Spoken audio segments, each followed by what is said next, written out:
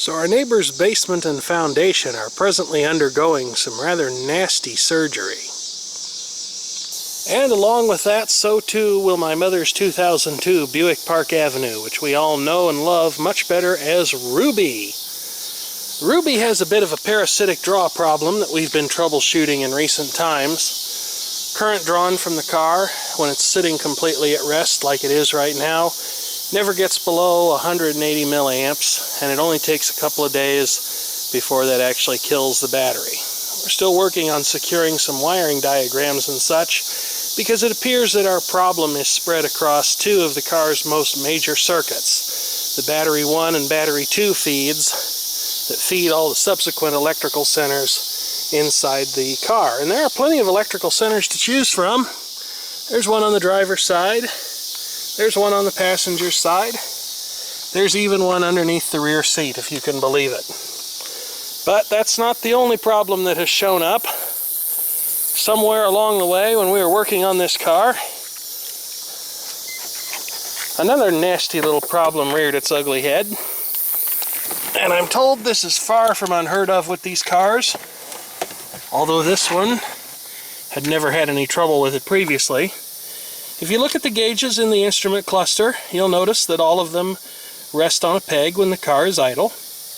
You'll also notice that all of them are in good working order except for the fuel gauge. Yes, somehow or another, the needle for the fuel gauge has gotten stuck underneath its peg. And I would imagine that this probably happened during one of the times when we were dis and reconnecting the battery and the instrument cluster initialized. Perhaps it got a little overzealous. But now, when you put the key in and you turn everything on, almost everything works. But that fuel gauge is just stuck tighter than a jug. Now my solution to the problem was, of course, the easy, if incorrect one, which is to say I was going to switch the car's informational display to the estimated fuel range, the amount of travel that it had left based on how much fuel was currently in it and what the current fuel economy numbers actually were. This did not play in Peoria with my mother. She was not having any of it, and as the old saying goes, if Mama ain't happy, ain't nobody happy. So today I'm going to be investigating just exactly what's going on in here and how, or even if, I can get that needle moved up above the peg. Now, people I've talked to say that it is certainly doable, and it probably should be done, because unlike older cars, where all of these gauges and meters were actual actuators reflecting the actual input from a sensor, these are all stepper motors. Their movements are interpreted by sensors coming into a computer of some description, probably the body control module if I had to guess, and then in turn being translated into the movements of a stepper motor to the appropriate areas. So that is a possible avenue by which these motors could be damaged if they're stuck, and they're not the most robust thing in the world. These are somewhat famous for breaking in interesting ways, and at present the tachometer is a little messed up in my truck right now, but that's not really its fault. That's the fault of my bad temper and the anti-theft system on the truck that General Motors built in from the factory going completely bonkers. So the first thing I have to do in order to troubleshoot this is to get all this dash trim off, and most of it simply pops out of place. But the key operative word here is to be careful, because these things are fragile and they can be broken if you get too rambunctious with them. That's also very true of the instrument panel. So if you decide to do this work on your own car, be careful, be cautious. Don't force anything, and don't take this to a disco or anything like that and try to work on it there, because the results will not be very good. Now, in addition to removing the trim panels on the car, which I've gone ahead and started work on, you will have to disconnect some electrical connections, and most of these are about as easy as falling off a log, because they've either got little push release clips, like the remote climate control connection that you're looking at right now, or they have little latching retainers that are easily pushed out of the way with something like a bladed screwdriver, or one of my favorite tools, a kitchen knife. However, there is at least one of these that is a regular pain in the kazoo to get at, and it is the one that has to do with the car's built-in informational display and trip computer functionality. The wiring on this one is so short, and it's a part of this trim panel as opposed to staying back with everything else, so it's really, really difficult to get it out of there. Removing this trim itself is also kind of an ordeal. The way that I've found to do it involves basically setting the emergency brake on the car, so hopefully it works. Getting your keys, putting them in the ignition, and turning them to the run position. Here's the part where it's going to be important whether or not your emergency brake or parking brake actually works, because we're going to shift the transmission selector all the way down to first gear so that it'll actually clear this trim. Now, in all truth, you probably should have the battery disconnected while you're doing this, but I don't, because I'm a professional bad example operating on a closed course. And in fact, while some bicyclists go by behind me, I'm going to release the brake on the car and it will undoubtedly roll into them and run them over. But nope, it didn't do that, because we do maintain this car somewhat well, and so it is that the parking or emergency brake actually works.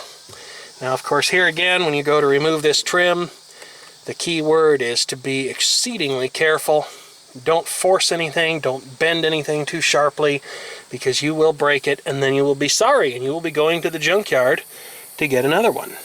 My other suggestion would also be to lower the tilt steering column to the furthest extent possible, and to be very careful as you remove this trim panel that you don't inadvertently actuate the tilt steering column adjustment lever, because if you do, this thing will swing up, and if you've got your nose right in here to look at something and make sure it's coming out okay, you can have your nose bloodied in a heck of a hurry.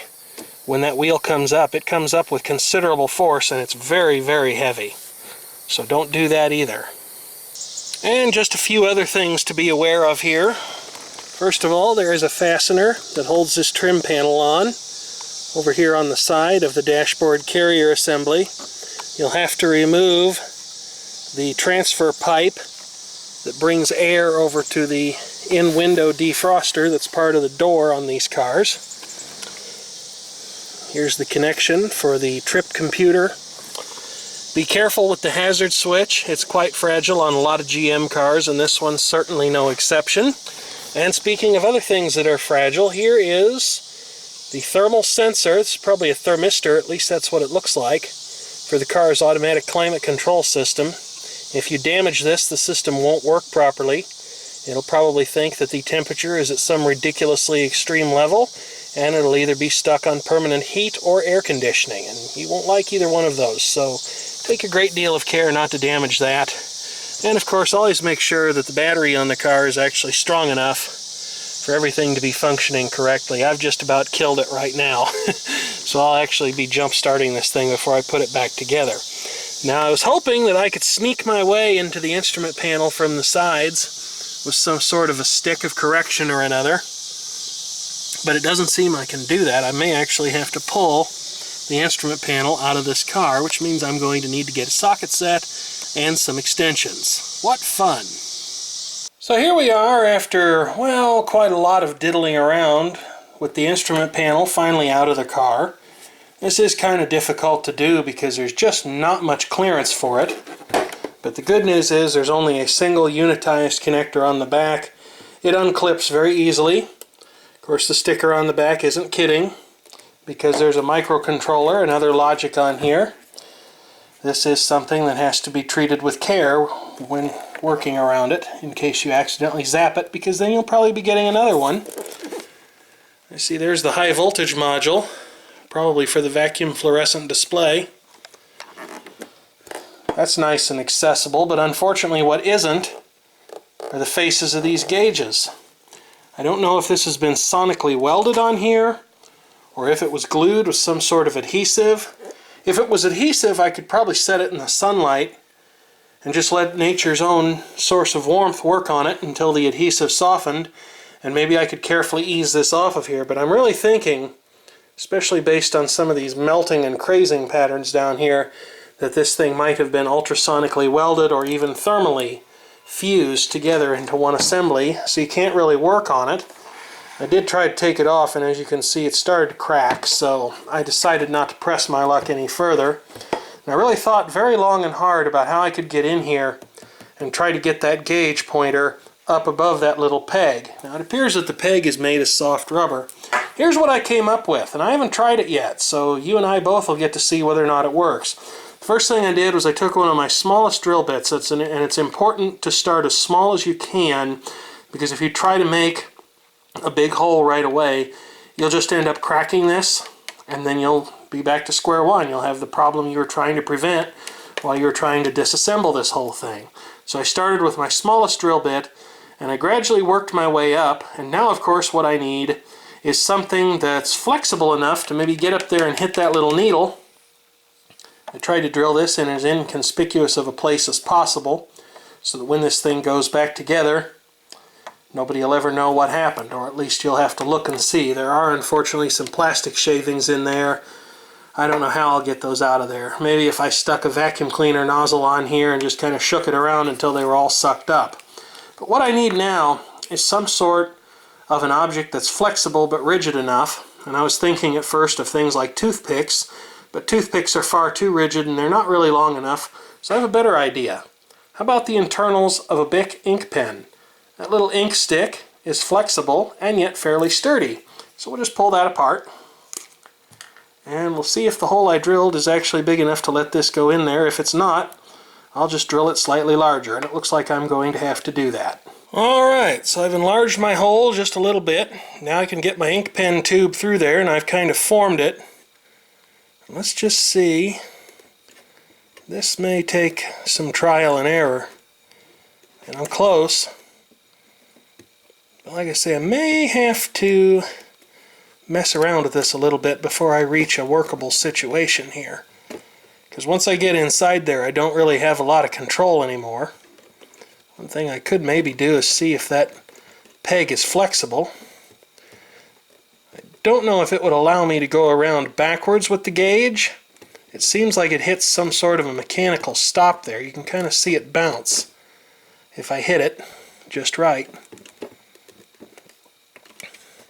I'm also kind of concerned about the way in which it's freewheeling like that. Maybe it's not operated in the way that I thought it was, or something is actually broken in the mechanicals of it. I'm not really sure, but I'll just have to do some twiddling around with this until I actually reach a workable situation. And there we go. Whether successful or not, I couldn't tell you for sure until I get it back out in the car and hook it up. But what I did end up doing was utilizing my ink pen cheater stick here to push the needle all the way around. I could not exert enough leverage to get it to touch that little peg, so I ended up pushing it all the way around until it's settled at the bottom of the scale, which is approximately where it's supposed to be. It probably ought to be resting on that peg in all truth, but it's close enough that maybe it'll work, and we'll just see what happens from there. I hope these don't overshoot, because I really don't want to have to fix them next. Alright, so I'm back, and I've put the instrument panel back in the car.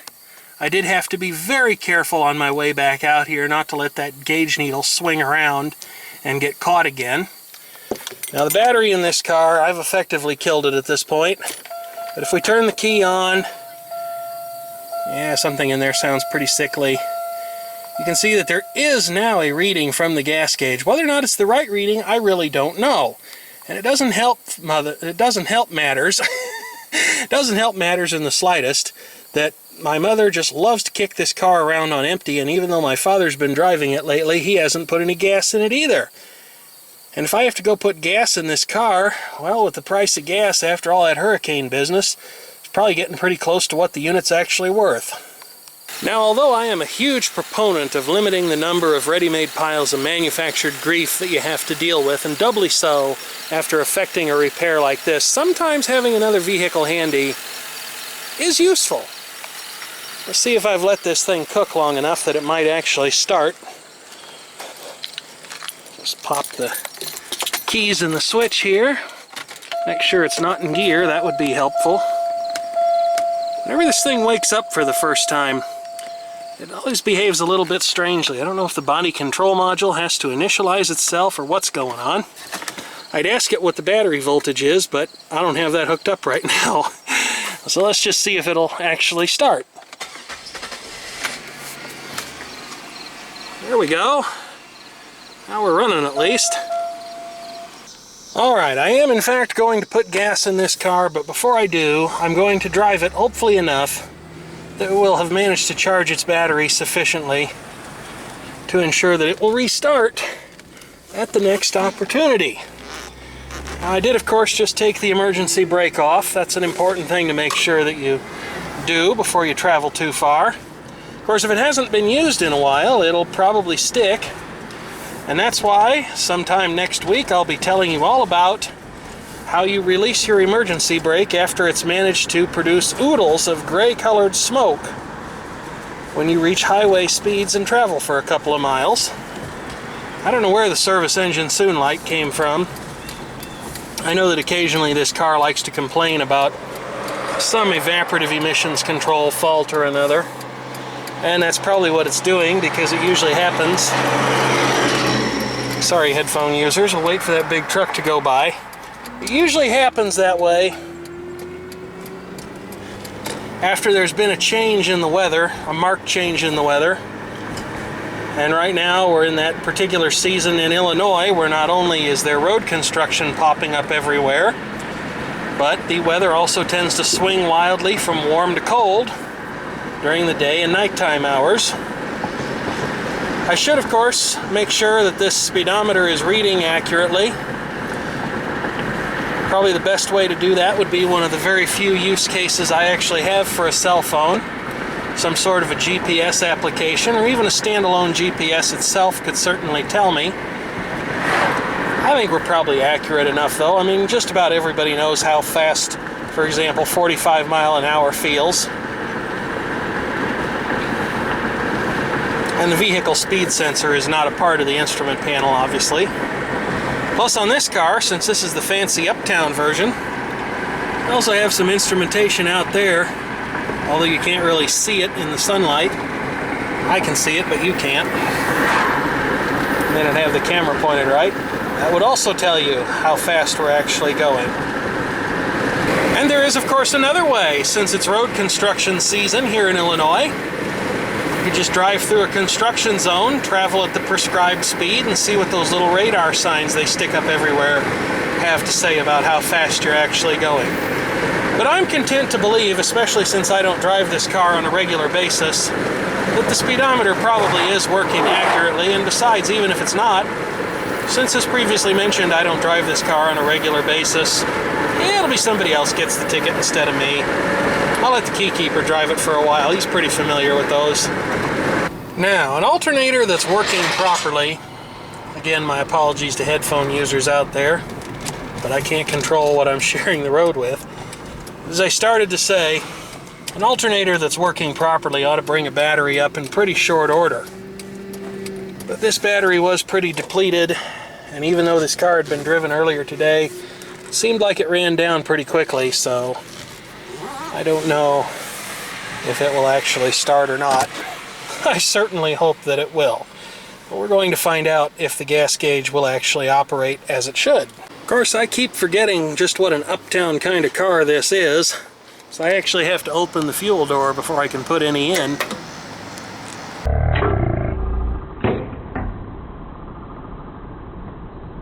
Alright, let's just see if we can see anything interesting happening here. That gauge should be gradually going up. Certainly looks like it's thinking about it. Of course, leaving this thing here not running with the ignition on, I'll probably kill the battery, and then I'll be sorry I made this part of the video.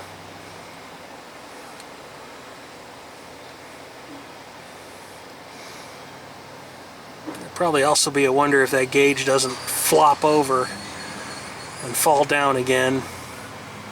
Maybe there's some kind of a return spring on it that's broken or something. And there we are with a full tank of gas. Let's just see what happens when I turn the key off here. Okay, it's snapped back just like it's supposed to. Turn the key on. Well, maybe it will work. And it started. What do you think this is, dude? The Indianapolis 500? Better put some brakes on that thing if you're going to drive it like that. Did you hear the squeal from those wear indicators? Holy crap. I am not a fan of mandatory vehicle inspections, but with some of the pieces of crap that people drive, it's a wonder we don't have them. Alright. Let's just take this thing home. You know what I think? Besides, if you listen carefully to the noises in the background, that someone badly needs to adjust the governor on their push mower. Rather, instead, I think it's time to get everything put back together here. And of course, the first thing we'll start with is the last thing we took out, and that's the instrument panel. I don't actually have a proper socket set and everything for this, so I'm kind of misusing my drill bit set. This has a magnet inside it, which would ordinarily make holding the fastener on very easy, but whatever metal General Motors used for these isn't actually ferrous, so it doesn't happen to be attracted to a magnet.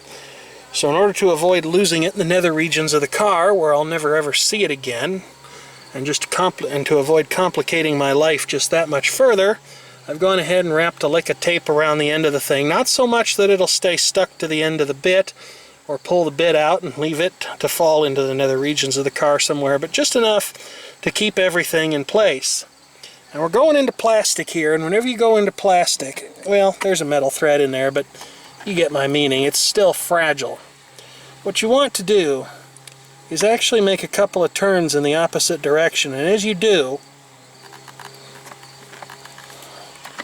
sooner or later you'll hear it set. You'll hear it click when it drops into the threads. And when it drops into the threads, then you know you can start driving it home again. Do not use a power driver on these, no matter how enormous the temptation might be to do so. And just snug is good enough. They need not be killing tight. So there's the first one done. I'll get all the others put in, and we'll start to put the rest of the trim back together on the car. And now, of course, with everything fastened into place securely, it's time to put all the miscellaneous stuff and ultimately the trim back into place. And one of the first things that we'll start with is the little vacuum assembly that serves to draw air past the climate control sensor. This actually clicks in. You probably can't really see it, but it actually clicks into place in a bracket on the bottom of the dashboard carrier and the instrument panel. It's very easy to do. You just lift it up, click it into place, and Bob's your uncle, or in my case, late grandfather. Now the climate control sensor itself doesn't actually go there. This actually fastens in to the outer plastic of the instrument panel cover. So we'll be putting that back on here in just a moment. We'll start out as we did before by first lowering the tilt wheel as far down as it will go, making sure that it's securely locked into place. Then we'll set the parking brake or the emergency brake, depress the brake pedal so we can shift out of park, and put the gear shift all the way in its lowest position. And then we've made clearance to allow ourselves to put the instrument panel trim back into place. You'll also want to open the driver's side door, so even though the electronic lock's just triggered, we'll pop them open and we'll clear the way for everything to go back into place. And almost everything here is a click into place kind of deal, but remember there is one fastener here on the outer edge. Here's the place in the dashboard trim assembly where the climate control sensor goes into place. You want to be careful not to short or otherwise mangle it, but you just put it into place. Line up those two tabs with their mating slots in the trim and then twist it to lock it into place. Next we'll go ahead and fasten the screw that serves to hold this in place. Make sure everything is lined up, that you can see the threads through the hole, and you can probably start this one by hand, but you'll probably have to get a tool in order to finish tightening it. And indeed it looks like I will. If you want to, take a moment and just verify that all of the trip computer and informational display buttons work the way that they're supposed to.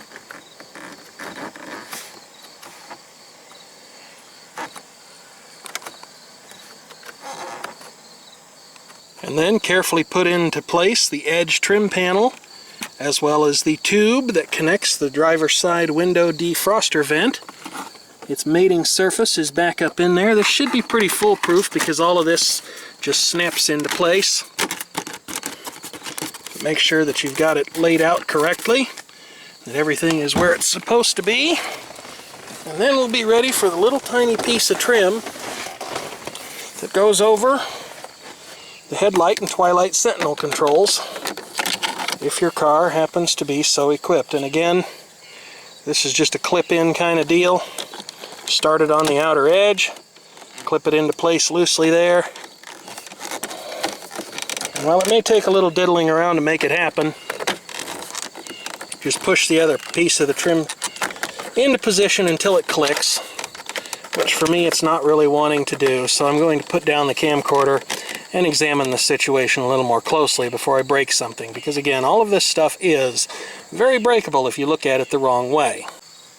And then finally it's time to put back into place the largest piece of trim. This one just clicks into place the whole way across. Beyond that, all you have to do is make sure that you get the right electrical connectors hooked back up. There are 2 heated seat connections on this car, and also the passenger side climate control electrical connector. Well, here I am just taking a little test drive, making sure that everything seems to be in good working order, which it certainly does appear to be at this very moment in time.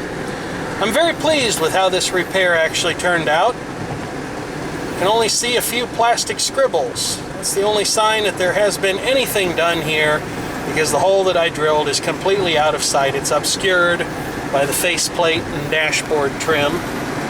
Now we'll just have to go back to figuring out where the parasitic draw problem on this car happens to be. As I said, we were looking at trying to get some accurate wiring information on where the BAT1 and BAT2 60 amp circuits under hood on this car actually go. I don't think the information that we have is complete or correct, because it's actually for the next model year newer. It's for a 2003 as opposed to a 2002 Buick Park Avenue. And if anybody's got any thoughts about things that commonly cause parasitic draw on these cars, I know we've got some electrical bugaboos in this thing that need to be worked out, and any one of them could certainly be responsible. I think we have a blend door that's sticking because the driver's side climate control doesn't get as cold as the passenger side, and the rear window defogger hasn't worked for a very long time. But I'm out of memory cards, so I have to wrap this up by saying thank you as always for watching, and if you have any constructive comments, certainly do feel free to leave them. We've got the brains of a Hershey bar. Why did we buy this car?